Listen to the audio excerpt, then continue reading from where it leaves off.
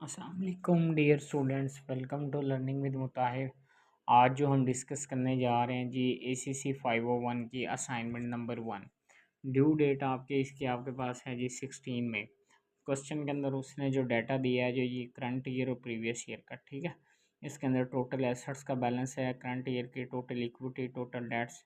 फिर उसके बाद आपके पास सेल्स का बैलेंस है करंट ईयर को और प्रीवियस ईयर का। इसी तरह आपके पास ग्रॉस प्रॉफिट का मार्जिन है, नेट प्रॉफिट है, profit margin 52%, total asset turnover 0.50 time, equity multiplier 1.55 time. अब वो क्वेश्चन में कह रहा है कि जी you are required to conduct do analysis for the current year by using the above information, also indicate the exact reason for the unsatisfactory return on equity for the current year by comparing with the results of the previous year। ठीक है। फिर उसके बाद वो कह रहा है जी complete calculations आपने देनी है। ठीक है, सबसे पहले जी आप return on equity for current year, ठीक है, उसके प्रॉफिट मार्जिन कैलकुलेट।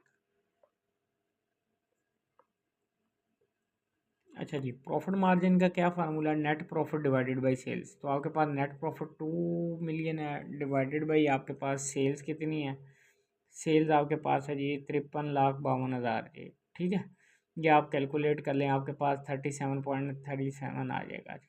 अच्छा, टोटल एसेट टर्नओवर निकालने, इसमें sales divided by total asset कर लें। ठीक है, सेल्स का बैलेंस लें, उसको डिवाइडेड कर दें टोटल एसेट्स पे।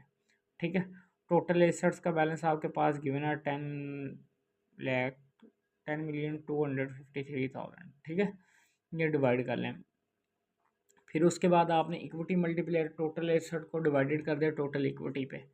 फिर रिटर्न ऑन इक्विटी अगर आपने मालूम करनी है, प्रॉफिट मार्जिन को मल्टीप्लाई करें टोटल एसेट टर्नओवर से और मल्टीप्लाई कर लें इक्विटी मल्टीप्लायर से।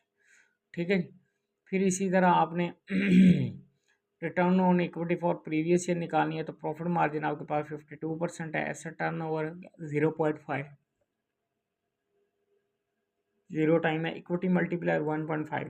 तो रिटर्न ऑन इक्विटी निकालें, प्रॉफिट मार्जिन को मल्टीप्लाई करें टोटल एसेट टर्नओवर से, मल्टीप्लाई कर दें इक्विटी मल्टीप्लायर, तो 40.3 आपके पास आ जाएगा। अब आपने कंपैरिजन करना है जी। करंट ईयर का रिटर्न ऑन इक्विटी 30.39 है और प्रीवियस ईयर का आपके पास रिटर्न ऑन इक्विटी है 40.3। अच्छा जी, आगे वो क्या कह रहा है जी, क्वेश्चन में कह रहा है जी return on equity is decrease by 9.91% points. ठीक है, इसकी मेन रीज़न यह है कि जी unsatisfactory return on equity in the current year is the significant decrease in the profit margin that dropped from 52% to 37.37%। इससे प्रॉफिटेबिलिटी जो है ना उसके ऊपर डायरेक्टली इम्पैक्ट होता है to overall return on equity of current year. ठीक है, अदर फैक्टर जो इन्वॉल्व होते हैं, total asset turnover ratio and equity multiplier remain relative stable, so focus should be improving profit margin to enhance या improve return on equity. ये solution है जी, ये मैंने सारा आपको बता दिया वन बाय वन। आप इसको सुन के बना लें सोल्यूशन। अगर नहीं बना सकते तो वही बच्चे कांटेक्ट करें जो सोल्यूशन फाइल पेड लेना चाह रहे हैं।